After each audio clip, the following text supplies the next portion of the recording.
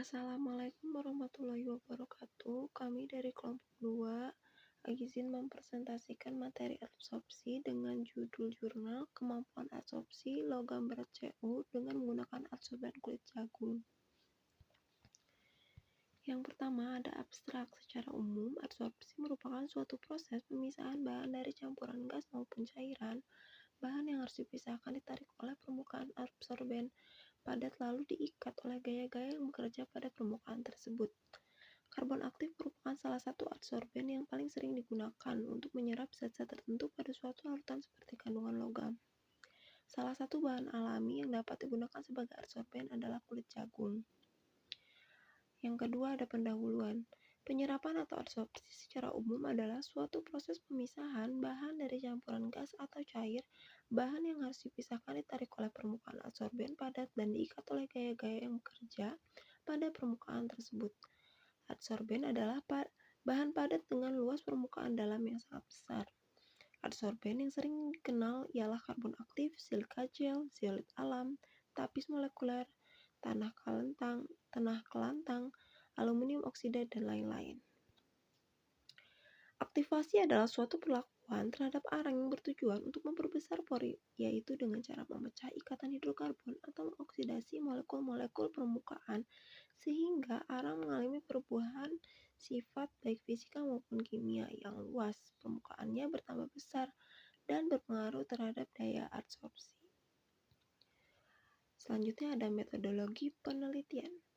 Alat yang digunakan dalam penelitian ini adalah neraca analitik, tanur, oven, pengayak, desikator, batang pengaduk, spektrofotometer AAS.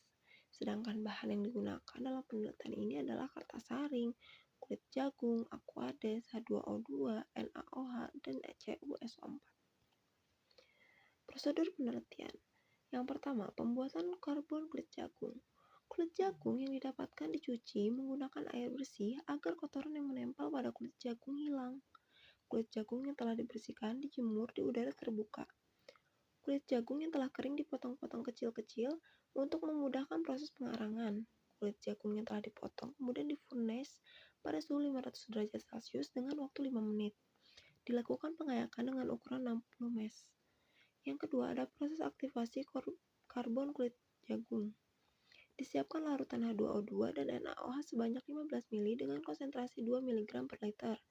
Setiap larutan ditambahkan karbon kulit jagung ke dalam masing-masing larutan 0,25 gram. Dilakukan pengadukan untuk masing-masing campuran aktivasi selama 2 menit agar kedua campuran merata.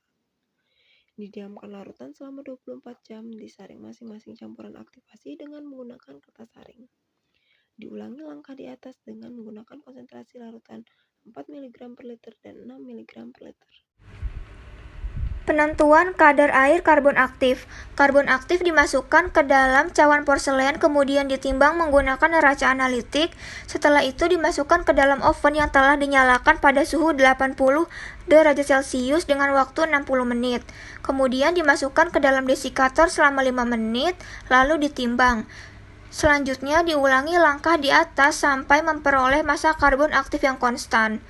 Proses analisa adsorben karbon dari kulit jagung, disiapkan larutan CuSO4 sebanyak 20 ml dengan konsentrasi 15 mg per liter, kemudian ditambahkan 0,25 gram karbon aktif kulit jagung, dan diaduk campuran menggunakan batang pengaduk selama 2 menit agar campuran merata dan dibiarkan kontak selama 30 menit, kemudian disaring larutan menggunakan kertas saring. Proses penentuan penurunan kadar Cu. Kandungan Cu yang teradsorpsi dihitung menggunakan persamaan Q sama dengan Cin dikurang Cout dikali V per M. Untuk hasil dan pembahasan, kadar awal larutan CuSO4 sebesar 15 mg per liter dan setelah dilakukan uji dengan menggunakan spektro AAS, diperoleh kadar awal larutan Cu sebesar 736,375 mg per liter, lalu dilakukan adsorpsi dengan adsorben karbon dari kulit jagung tanpa diaktifasi. Diperoleh hasil kadar Cu mengalami penurunan kadar Cu sebesar 147,275 mg per liter dengan penurunan 80%. Selanjutnya dilakukan adsorpsi dengan adsorben karbon aktif dari kulit jagung, diperoleh hasil kadar Cu sebesar 0,00 mg per liter dengan penurunan sebesar 100%. Hal ini disebabkan karena di dalam kulit jagung memiliki kandungan selulosa yang dapat menyerap kandungan logam. Adsorben kulit jagung tanpa aktivasi dapat menyerap logam berat karena telah memiliki pori-pori yang mampu memecahkan ikatan hidrokarbon atau mengoksidasi molekul-molekul permukaan, sehingga arang mengalami perubahan sifat baik fisika maupun kimia, yaitu luas permukaannya besar yang menimbulkan gejala kapiler yang mengakibatkan adanya daya serap serta berpengaruh terhadap daya adsorpsi. Semakin baik karbon aktif yang digunakan, maka akan semakin baik juga hasil filter logam berat tersebut. Dan semakin banyak jumlah pori yang terbentuk, maka karbon aktif yang dihasilkan akan semakin baik. Penurunan kadar air sangat erat hubungannya dengan sifat higroskopis dari larutan aktivator. Higroskopis adalah kemampuan suatu zat untuk menyerap molekul air dari lingkungannya, baik melalui absorpsi atau adsorpsi. Terikatnya molekul air yang ada pada karbon aktif oleh aktivator menyebabkan pori-pori pada karbon semakin besar. Dalam proses adsorpsi dengan menggunakan aktivator NaOH, semakin tinggi konsentrasi larutan aktivator, maka semakin menurun persentase logam dapat teradsorpsi.